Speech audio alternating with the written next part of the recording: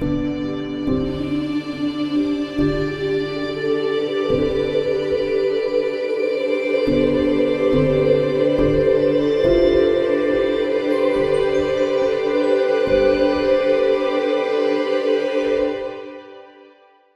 guest today is Professor Neal Stulberg, Artistic Director of the Lowell Milken Center for Music of American Jewish Experience, as well as Director of Orchestral Studies here at the UCLA Herb Alpert School of Music. He has had a remarkable career, and I just have to share, as my colleague and someone that I work with quite regularly, he's very modest because I was looking through some of his bio today. I was finding all sorts of amazing things that he's done in his career. He's conducted the Los Angeles Philharmonic, orchestras all over the world, St. Louis, several in Germany and Israel, and he's worked with just such a remarkable array of important musicians, and we're going to learn a little bit about some of the important Jewish musicians that he's worked with over the years.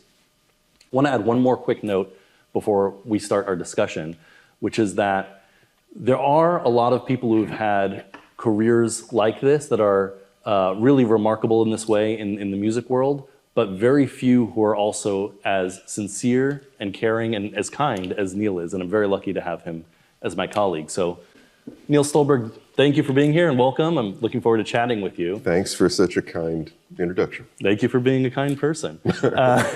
Well, I want to start out, I'm looking at this remarkable list of people that you've worked with in organizations, and one of the first names that jumped out to me, because it's one of my musical heroes, is Leonard Bernstein. And I'm wondering if you could share a little bit about what your relationship was with him and how you got to know him. Yeah.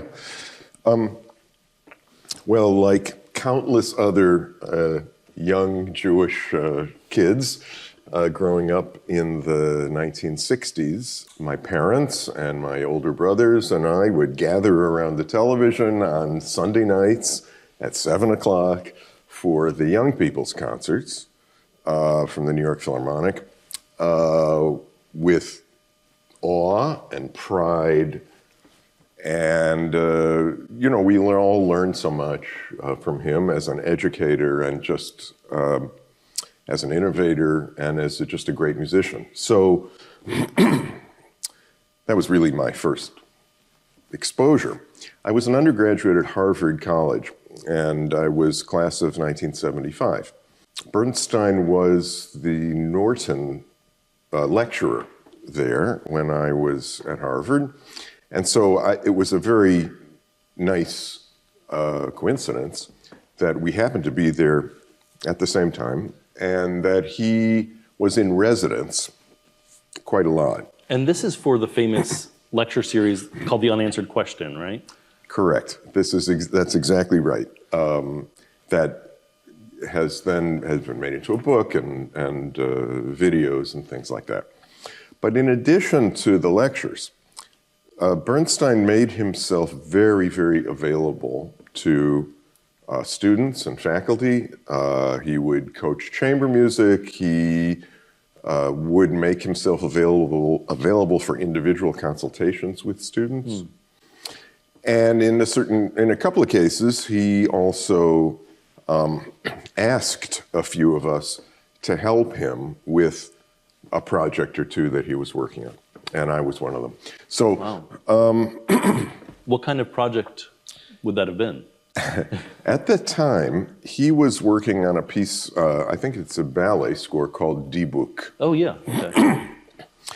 And he wanted some of us to kind of sing through some parts and all that. And so, we were just in a classroom doing that. And I do remember what he said about my singing, which was that he thought, he said you'd be great for the Mets. I'm not sure about the Met.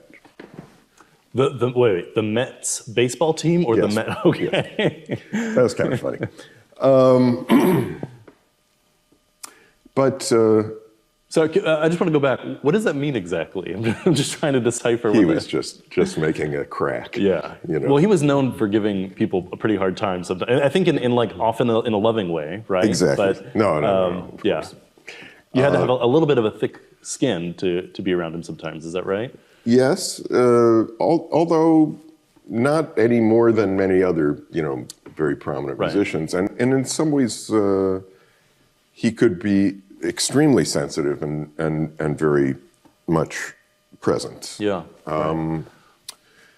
This was at a time when I was really wondering about which direction to go in professionally. I had not, I'm a pianist, and I had spent, summers at Interlochen. I'm from Detroit. But I didn't apply to conservatories, and,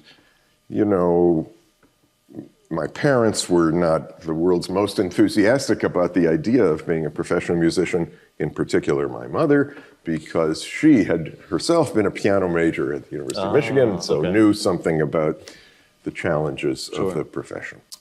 So at this point, I was kind of not sure in which direction that I was going. I was not a music major at Harvard.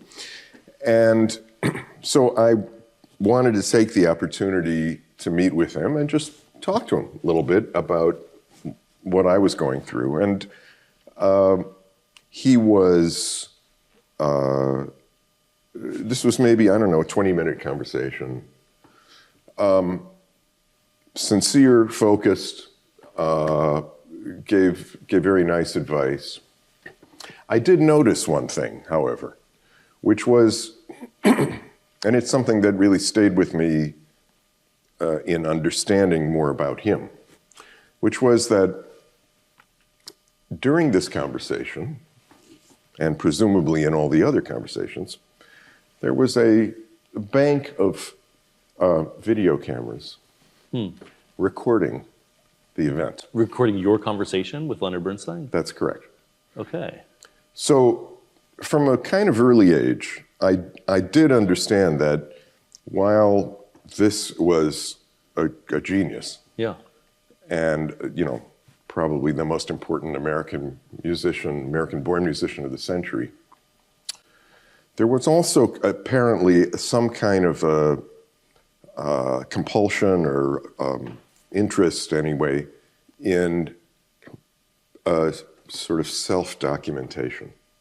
And so you think this is for his own, just certainly. for posterity? This is just, okay.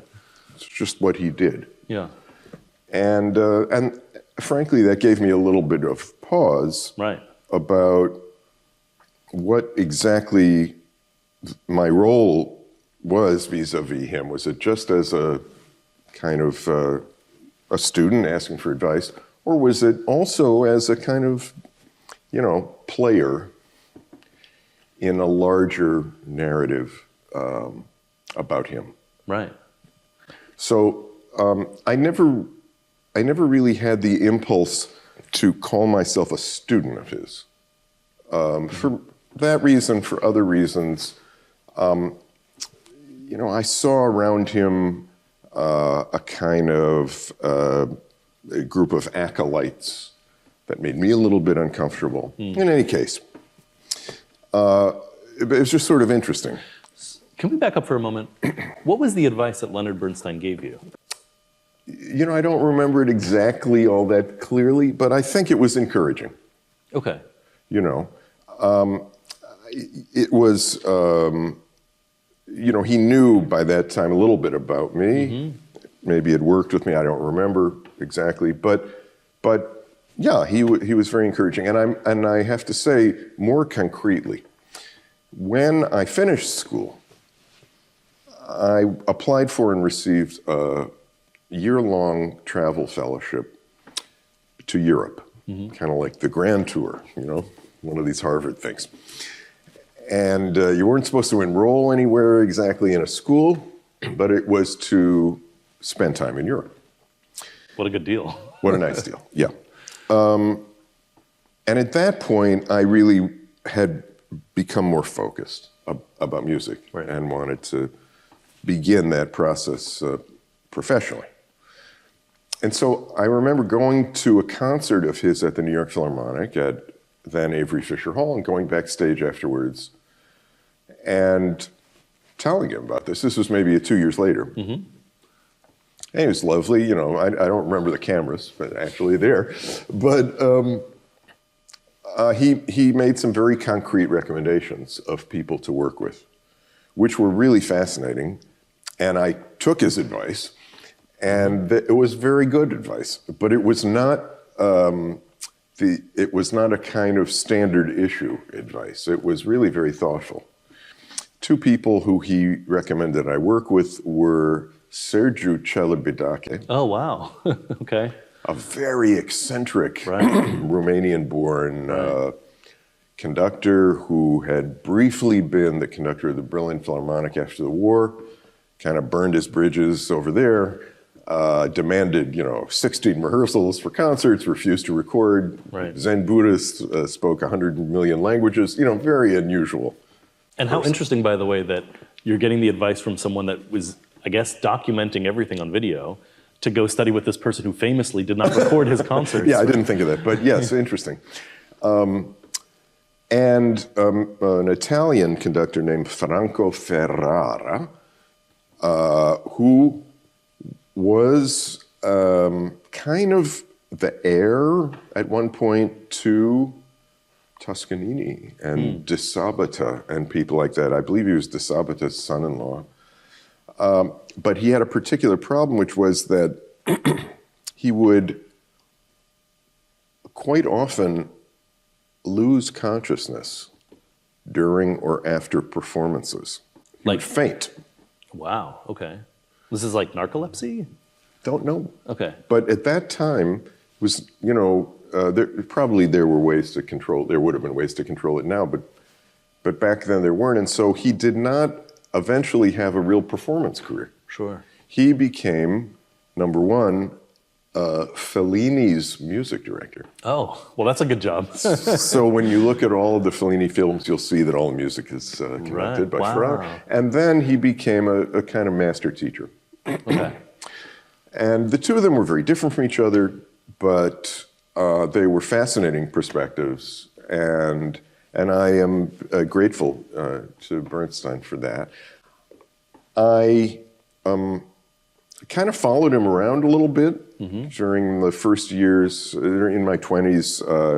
If he would be conducting in Washington, D.C. or something, I would go and go to rehearsals and, take notes and all this. And so it was great. I can't say enough about what a giant of a musician he was. Right, right. And the thing about it is that it encompassed so many different areas, of course, but for me also, who had come from an extremely rigorous kind of analytical background with a particular piano teacher named Leonard Schuer, Bernstein had the utmost regard for him and for others like him. and he was one of the conductors who you actually learned a lot from in simply listening to like recordings and things like that, because not just the personality, but the force of the interpretation, the convincing nature of the musicianship was fearless and individual and extremely well considered. I love this. This is actually going into what I was going to ask you about, because from my perspective as a composer, you remember as a kid taking piano lessons, and a lot of piano teachers, they would have like a bust of Beethoven on their piano. I feel that that's where Leonard Bernstein belongs. I mean, I feel like as well known as he is such an unbelievable voice compositionally, a true master of melody and how it works as well. I mean, just the diversity and the richness of things that he created is really quite extraordinary. And I'm constantly impressed knowing how busy he was with so many other things that he was able to write at that level. And then on top of that, another piece of what he did that's so important to me was how much he worked to make music accessible. Even actually, by the way, my dad went to one of those young people's concerts as a kid, I think with a school trip. But I was wondering from you must have a totally different take as a conductor, because it seems to me that he was just good at all of these different things. And it sounds like he also informed a lot for you about conducting and musicianship in general. Musicianship, yeah, all of it, absolutely. I mean, as a conductor, with rather theatrical gestures and things like that, that was something a little bit new, not entirely new, but he was the conductor from the television age, right, of course. So, that had an influence on everybody. But, sure. but the rigorous nature of his musicianship, the really serious nature of what he was about, really impressed on me. Okay, now, cut to 1981. I am now the assistant conductor at the Los Angeles Philharmonic at age 27. Terrifying. Wow. Music director is Carlo Maria Giulini. And principal guest conductor is Michael Tilson Thomas. Ernest Fleischman, the then executive director of the Los Angeles Philharmonic, had been, I think, looking for a way to involve Bernstein with the orchestra. Bernstein had never really been too involved with LA Philharmonic. And so he created something called the Los Angeles Philharmonic Institute, okay, which was a summer program for young orchestral musicians and young conductors. Is it modeled after Tanglewood? Yeah. Okay. In a way. Where Bernstein was the artistic director. I see. And so in that context, I really began to work with him more not as a peer exactly, but as a colleague, staff member, let's say. Yes. And that was a sort of much more concentrated exposure. And for me, the particularly special aspect of this was that I believe it was the second year or third year, I don't remember,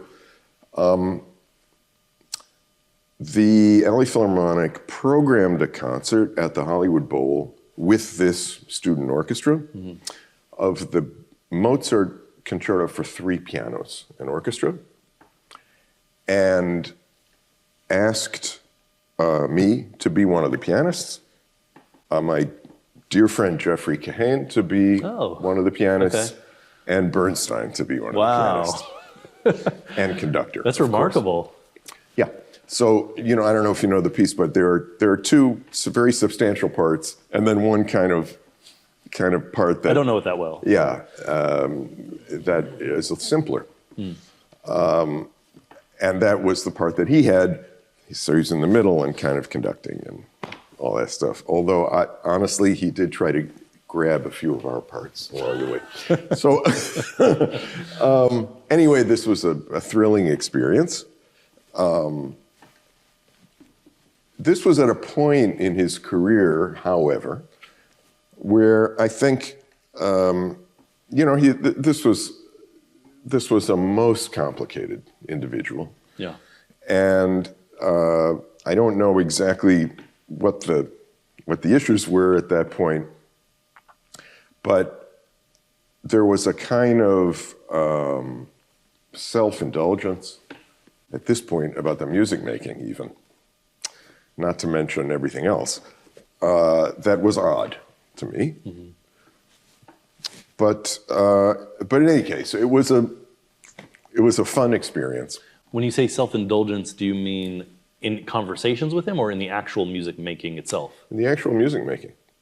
There was a tendency towards extremes and a little bit sensationalism.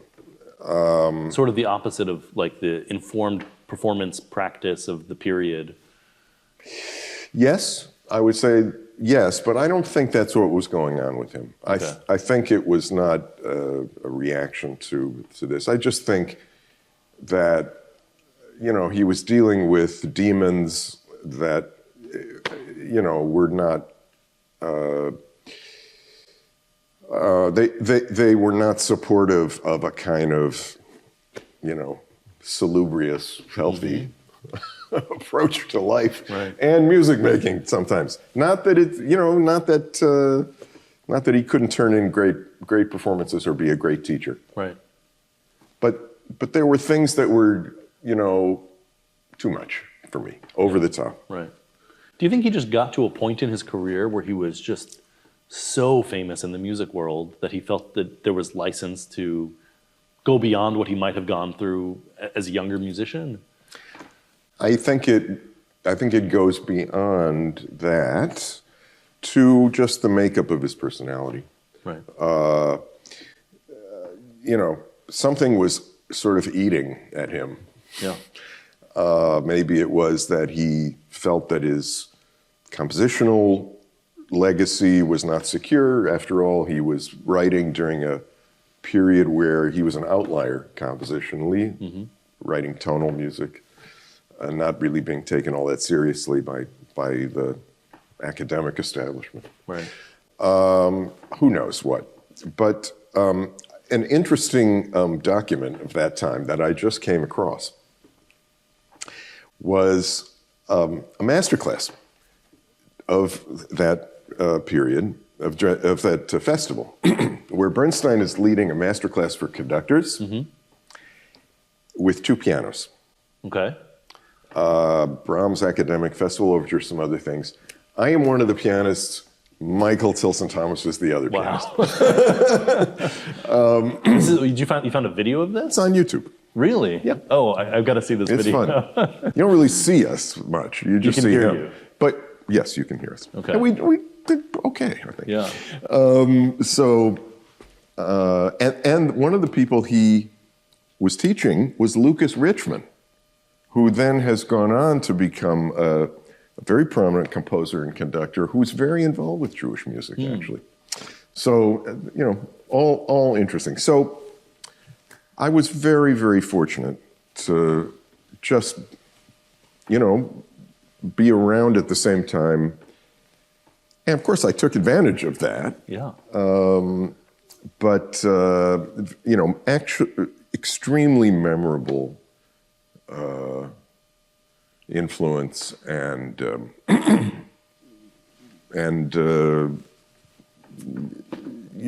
occasions, Right. even from college and beyond and things like that. Just and fun stuff, really crazy Right. stuff. He did a thing once where he got a bunch of people in a room. I don't know what this was about. And he wanted to play a game. He was big into, word games and things like that. So he did it. He did this game where you go like this. You go, okay? Okay. And the idea was that you go around the room, and every time there's a downbeat, a person has to say a word that begins with the last letter of the previous word. Okay. It's like, silly nonsense. Yeah. But fun, Yeah. So going around, and if you can't come up with it, you're out. You're up. Okay. Okay, fine. So the end of the game comes. It's him and me. And he decided to change the rules. Oh. So now we said it's going to be like this. We're going to go.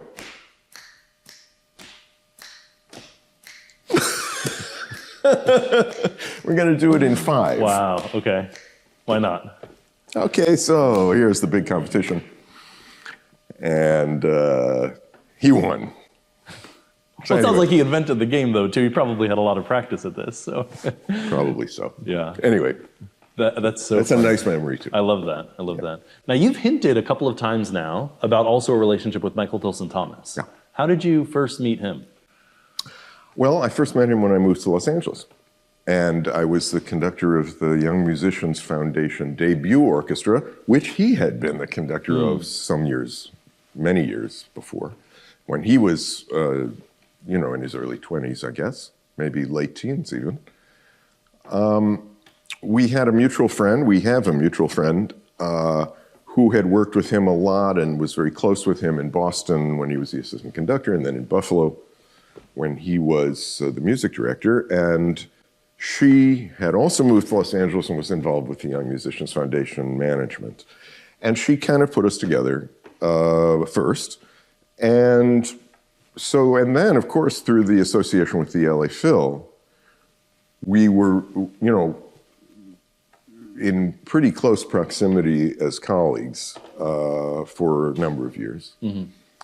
And then after that, he founded something called the New World Symphony. Right. Which is now a very famous orchestra. Which is now a very famous orchestra, which is a kind of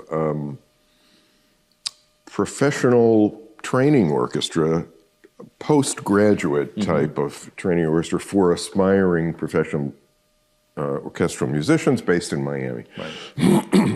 And when he did that, he asked me to be kind of his principal guest conductor at the beginning, and I did all the auditions for the students. And so I spent a good deal of time. Yeah. How old were you at this time? Was this also for you right after college? No. So I worked, very closely with him, both at the LA Philharmonic. You asked me how old I was. Yeah. I was probably about in my early 30s. Okay. At this point. And I had just gotten my own orchestra, the New Mexico Symphony in Albuquerque. So there was a lot of back and forth there. And anyway, yeah. But, he was another colossal musician, fascinating personality. Also very close with Leonard Bernstein, right? Extremely close with Bernstein. I mean, almost like a sort of protege, really. Yeah. And his parents lived in Los Angeles too. He is an only child. His parents lived in Los Angeles. Had a chance to meet them many times. Very lovely people. Yeah. His dad was in the entertainment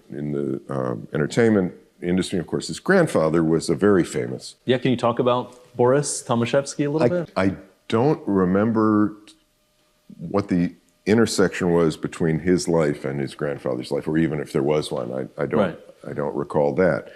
But clearly, he embraced the legacy of the Yiddish theater and of his Jewish identity, no question. And yes, there was a portion of his career that had to do with reviving that aesthetic and that style. He would take shows around and conduct and talk about his grandfather's legacy and all of that music. So, I mean, I think that gave him a great deal of pleasure. Of pleasure. So if someone is watching this and has absolutely no idea, what was Boris Tomaszewski known for? What did he do? Boris Tomaszewski was an actor of gigantic personality. In the Yiddish theater, specifically. In the Yiddish theater in New York. And he was also a kind of rather notorious personality himself. Yeah. So big personality. And this finds itself very much in Michael. In fact, I see a lot of very old Yiddish manuscripts of things that were sold for amateur piano players to do at home. And there's a lot of them that were written for Boris Tomaszewski, or some that were written by him, I think, as well, right? I'm not surprised. Yeah. How did Michael Tilson Thomas take this legacy that he has, this connection to the musical theater? How does that show up in his own musical activities? Right. Well, as I said, he collected a lot of music and had it arranged, worked with singers who were expert in this genre, and recorded, performed a lot of it over time. And I believe that now, when he is really very ill, he and the kind of team around him have also accumulated a lot of this material, as well as other documentation about his life, and to make it accessible to the public. So he's made a huge contribution in that area. Yeah, I love that. I have a colleague of mine, I believe, was directing the chorus for one of his last concerts in San Francisco, and they did something really cute. They all passed around. He turned around, and all of the performers, the orchestra, and the choir had his sort of colorful glasses that he wears, and it was a nice moment there. Sure. So when you were working with Michael Tilson Thomas, was he already kind of a musical superstar back Yes. then? He was. Yes, he was. So he must have gained importance very early on in his career. Yes, he did. In fact, I have actually even a prior intersection with him, which is when I was in high school. And I was a high school pianist and violist at the Boston University Tanglewood Institute, which was still goes on, great summer program at Tanglewood. And Michael was a conducting fellow in the Berkshire Music Center at that time as a very young conductor. And we all lived in the same place, in something that was called at that time the Berkshire Mountain School. So, That's see him around. Yeah, you cross but paths. even then, he was known as a rising star, or even as a star who had already risen. Right. And he was the assistant conductor of the Boston Symphony, and then he became the music director of the Buffalo Philharmonic, and then eventually, London Symphony, and came back out here to LA. Yeah, it seems to me that there's that one of the many connections that he had with Leonard Bernstein was they both took a very big interest in bringing up the next generation of important musicians, right? Absolutely. Michael did a lot of videos about kind of explanatory videos about orchestral music. He established the New World Symphony. Yeah. Has a huge impact on the American orchestral scene. So yes, he has also been all about education. This is, look, I grew up in a generation where, for me, these both were household names. And I've been familiar with these stories for a long time. But it's actually not something that all conductors do. It's not, right? This is not something that you see everywhere, that there's this interest in highlighting young people that are going to become the next inheritors of this tradition, right? No. And I have to think that there's an element of this impulse that's American. This idea that we're going to look forward, that, the American Jewish experience situated people like this really at the center of mid-century culture. Right. And not only in music, of course, but in literature and many other areas. And so I think that part of it is American, and maybe even part of it is Jewish, with the kind of emphasis from an early age on literacy and education. Oh, interesting. I was going to ask you about this because, for my personal synagogue experience, I go to this place where there are a lot of parents with their hands full when we go to synagogue, and there's this remarkable older generation whose kids have grown up, and they're the ones who are actually putting together a lot of the programming. They're volunteering very regularly. And I was wondering, maybe is there this connection of carrying the flame forward to the next generation that is so important to Jewish culture? There's always this concern about what's going to happen, not just for me, but for my grandchildren, right? Yeah. I wonder how much of that might have influenced that attitude that they have. Well, I think very much. So when I was growing up in the synagogue, the people you're describing in terms of their relationship generationally to me were European. Right. And so you got from them, in fact, we used to have a very funny thing that we would say that, Yiddish accent, we used to say Yiddish accents are not a function of country of origin. They must be a function of age. Right, it's very true, yeah. But, these were people who came from, a depth of experience Right. and learning that made a big impact on us. And, this idea that different cultures have different coming-of-age rituals. Most of them have to do with physical strength, but ours has to do with literacy. How interesting.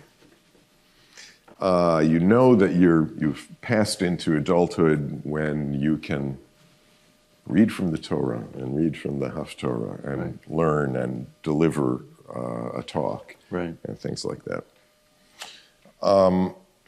So regardless of their own early experience, which I don't really know that much about, Jewishly, I have to believe that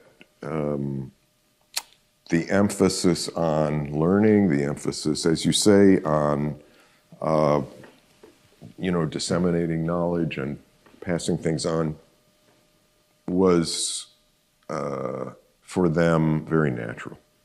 Right. During one of these LA Philharmonic Institute summers, he conducted Mahler's Eighth Symphony, Symphony of 1,000. Yeah. And the piece begins with a sustained, very soft, several minutes. He starts conducting, and as sometimes happens at the Hollywood Bowl, began to hear helicopters buzzing overhead, but they didn't go away. They just circled. There was some sort of police action going on, obviously. And you could really barely hear the music. I was backstage, and at a certain point, he got so frustrated, I think, that he rather theatrically stopped, took his baton, broke it in half, and left the stage. Wow. At which point, we kind of huddled around the console backstage with the people with the earphones who were in touch with the police, sort of find out what was going on.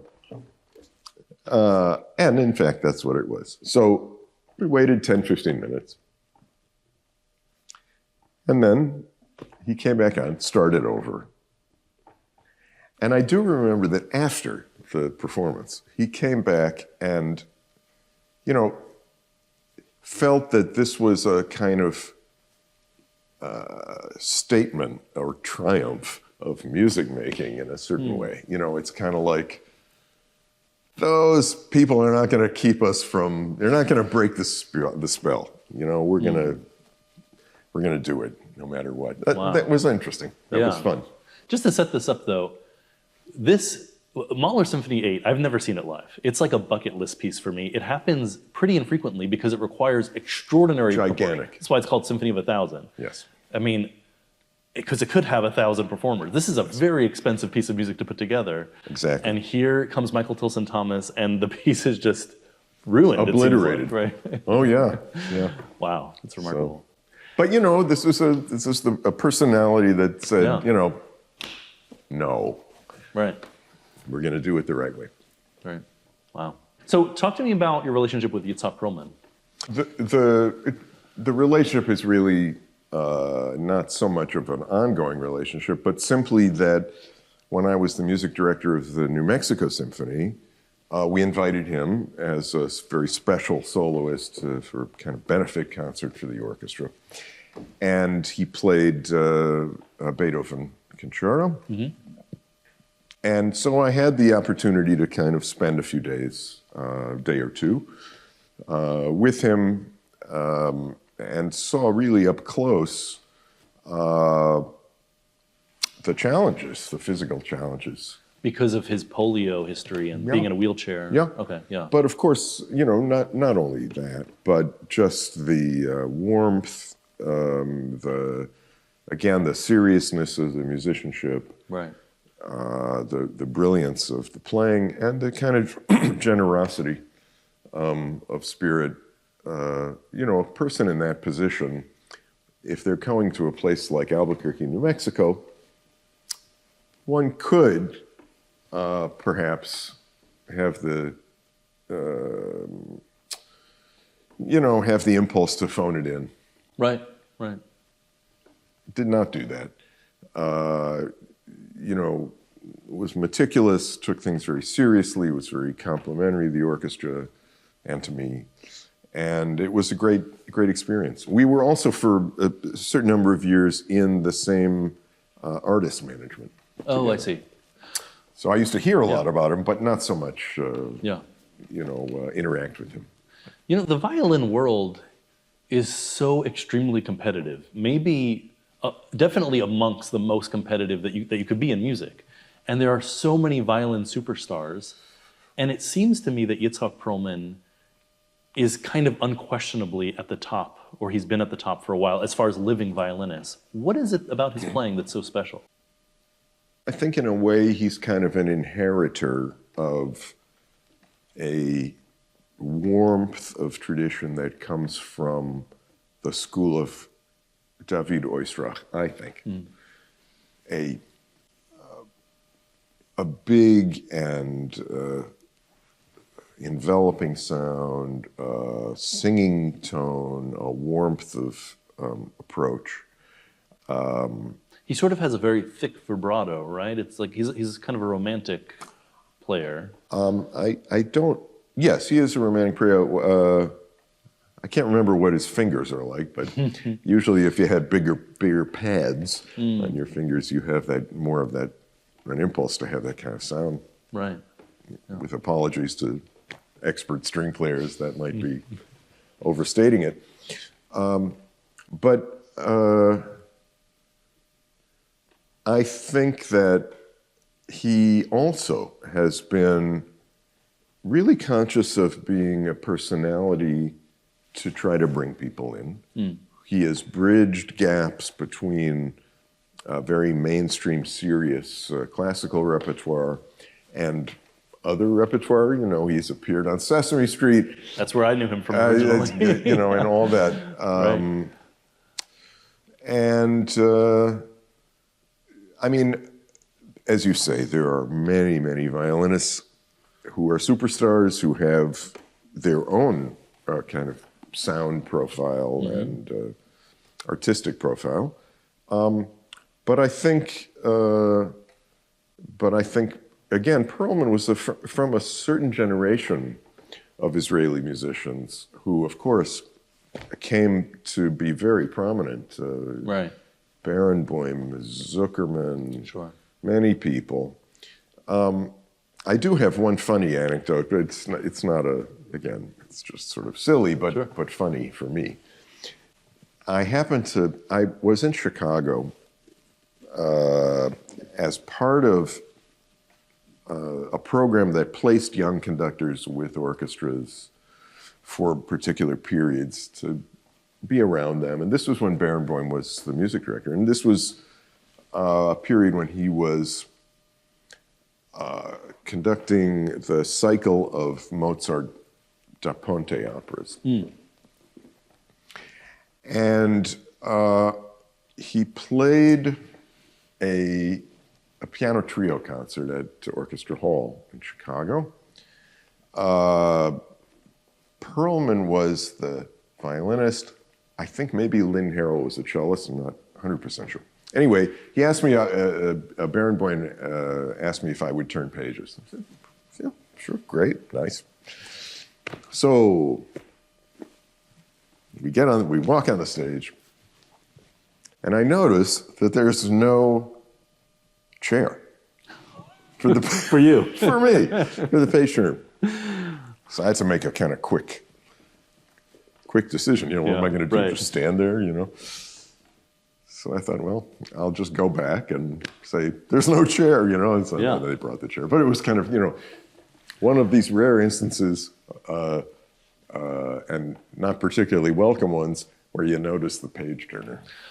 See, I hate being a page turner. It is the worst job because you can never do such a good job that things will be like, good job turning page. That's never going to happen. You can only mess something up. Not true, actually. No? I mean, yes, of course you're right. But there is, I believe, such a thing as musical page turning. Absolutely, absolutely. But it's never going to be a page turning career advancement or page turning. No one will know it except the person playing. That's true, right. But exactly. sometimes you do get some compliments. Yeah, for that. I think for a person with my level of anxiety, the stakes are too high. I've done it many times, don't get me wrong, but I think all musicians, we have all seen our share of page turning mishaps, and those are the ones we remember. We don't remember. No, it's true. It's true. But I mean, Perlman also, like Michael Tilson Thomas, became very involved with traditional Jewish music. In his case, klezmer music. He worked with some of the very foundational figures of European klezmer music in Krakow, for example. Right. And so there's a very close feeling that he has about his Jewish background. It's obvious. Right. Actually, you mentioned some other figures you were comparing him to. The person that to me seems the most relatable to Yitzhak Perlman is Yo-Yo Ma, because they both have not only extraordinary musicianship, but this sort of accessibility and interest in exploring different types of music. And I'm thinking of Yo-Yo Ma with Silk Road Project. He's done bluegrass music, all these different kinds of things. And at the same time, with both of them, you can have them for an interview on something like Sesame Street and have them be absolutely charming, which is a really rare thing to see, especially when we look at musical, at a genius level. Often we see sort of an inability to interact on that interpersonal level, but they seem to have both of those gifts. Well, a little bit off the particular topic of the discussion, but Yo-Yo was my classmate at Harvard. Oh. We were in the same year. Wow. And, knew each other quite well. Yeah. And I conducted with the student orchestra at Harvard his very first Shostakovich cello concerto performance. So funny how all of these things. But you are 100% right. He is, I think, in some ways in a category by himself in terms of the kind of career he's pursued and the impact that he's had on younger generations. I want to talk a little bit about composers that you've worked with. You have a pretty extraordinary list of individual pieces that you've performed, a lot of them by very important composers. And I understand you've also had some workings with Steve Reich, Philip Glass. Could you tell me a little bit about those relationships and encounters? Sure. I first worked with both of them when I was the assistant conductor of the Los Angeles Philharmonic in the early 1980s. Steve Reich,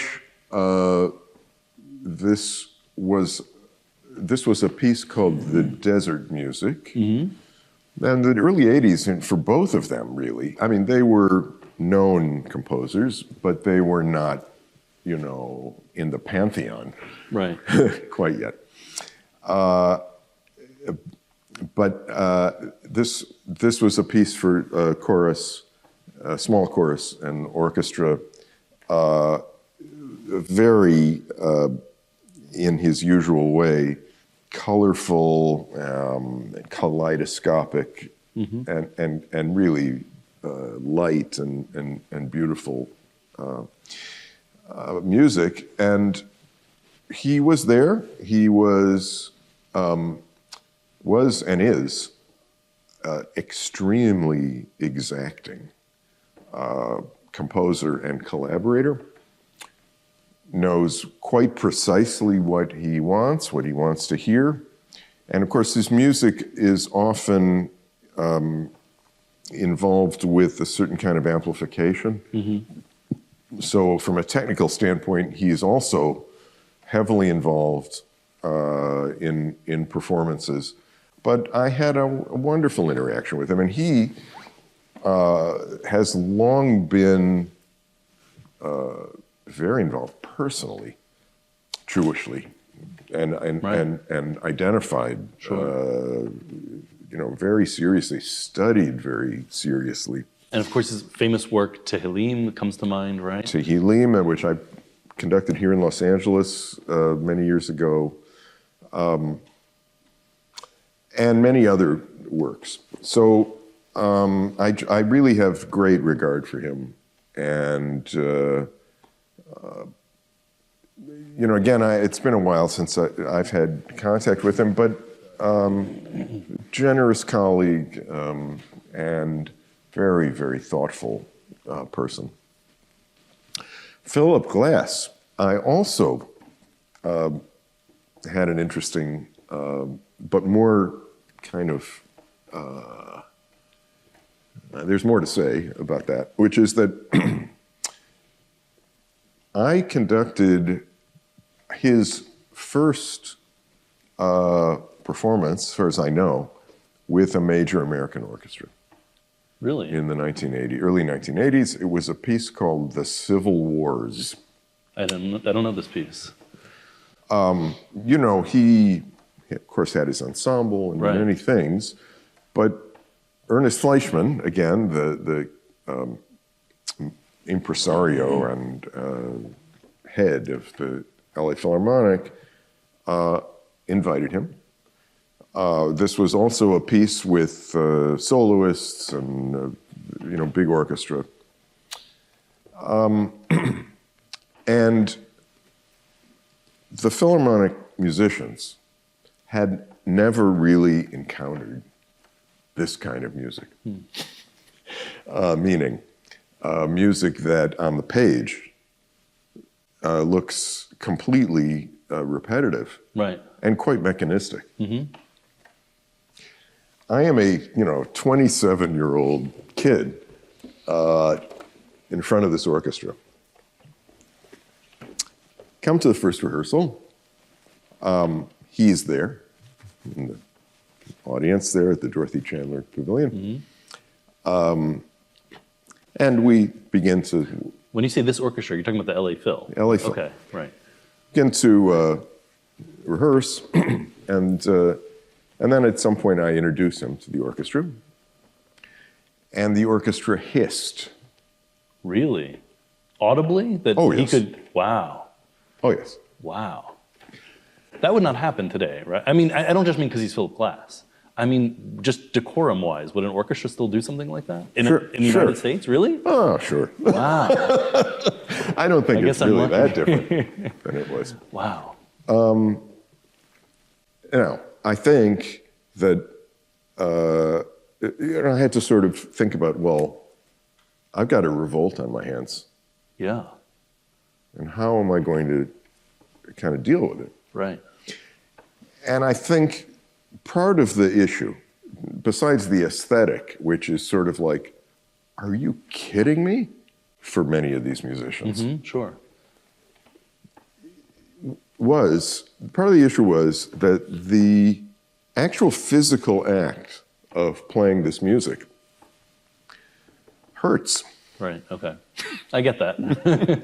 When you're doing a repetitive action so many times, right. Not only mentally is it difficult, but actually physically it's in a way like treating live musicians like machines.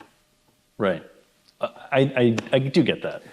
Sorry, Philip, but it's this can be the reaction. Sure. And so what I realized was that if I just made a slight adjustment, so I came to the next rehearsal and I said, look, here's what I would ask of everybody. I'd like to just ask that at any point in the piece, at least one person on a stand is playing.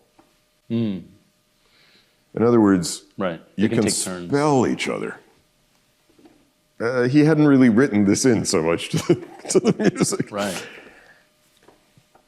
And that solved That it. fixed it. Yeah. So I was kind of proud of that. What was the reaction after having played the piece? I mean, did some of them change their minds about Philip Glass as a composer? I don't know. I think, perhaps. Maybe. Okay. But, it's a very controversial style still. Yeah. And his music is quite different from Steve Reich's. Right. In that the kind of weight of the music is much greater. And the aesthetic is a little bit more, let's say, from the rock world. And I think Steve Reich's aesthetic is a little bit more from the jazz world. And also the process is different. Like in Steve Reich, there's a sort of like shifting gears that's true. kind of thing. And for All of Philip that. Glass, it's more like repetitive chord sequence, shift to a different repetitive chord, but it's not like a evolving. Well, of course, his music also has changed over time. Right, sure. And I conducted very happily an opera of his called Akhenaten in the Netherlands. It's been done here in LA a couple of times. It's been done, I think it's being done again. Very affecting piece, also difficult, from that standpoint. But in that case, I actually took the players, which were from the Netherlands Netherlands Ballet Orchestra. And at the very beginning, I said, look, I'm going to ask you to do a few warm-up and cool-down exercises with me, because I know this is difficult. And they were great. They did it, they did all this stuff. And by that time, the music was much more mainstream. So, and the Netherlands is a lot more open to this kind of thing. But it was fun because it was in a specially constructed space made out of, what do you call them? Industrial, like Maersk, huge containers, like shipping containers. Oh, okay, yeah, sure. On the water. So in the course of this piece, which is about the Nile, and you saw ships going. It was a really wonderful experience, actually. What can I ask really quick? I saw Lalo Schifrin was on your list. Was that for a film score? No. I knew Lalo Schifrin in a couple of ways. Number one, he was very involved with the Young Musicians Foundation, which was the orchestra, the organization that had this orchestra called the Debut Orchestra that I conducted. He was involved in the board of this. But also, I premiered a guitar concerto that he wrote for Angel Romero with the Los Angeles Philharmonic at the Hollywood Bowl. Oh, okay. And so I worked with him, closely there, and it was an absolute pleasure. He was a wonderful man. He recently passed away, and again, a warm and brilliant colleague. If you ever go onto YouTube, you can hear unbelievable recordings of him as a pianist, improvising and playing jazz. But it was a great experience. We then took it to Albuquerque, where I was then starting as the music director, and he came, and it was very exciting for everybody. Wow, wonderful. The other nice thing about the Lalo Schifrin connection is that for many, many years, and I intersected with him on this faculty, we had our flute teacher was named Sheridan Stokes, also recently deceased. And Sheridan was a very celebrated studio musician as well as other things. When you hear the Mission Impossible theme, which Lalo wrote, that's Sheridan on the flute. Oh, is it really? Theater, what up? Do you know that there's a Morse code connection to that? So Not surprised. the bump, bump, bump, bump, bump. It's long, long, short, short, which in Morse code is MI, as in Mission Impossible. Brilliant. Just remarkable. Yeah. Neal, this has been really delightful. I've been working with you for a couple of years now, and I didn't know any of these stories, so I'm going to look at you with a new light now. This is really wonderful. Thank you for sharing all of these. Delighted. And for those of you watching, if you enjoyed this, please make sure to go ahead and like and subscribe. We'll have more excellent stories coming for you shortly.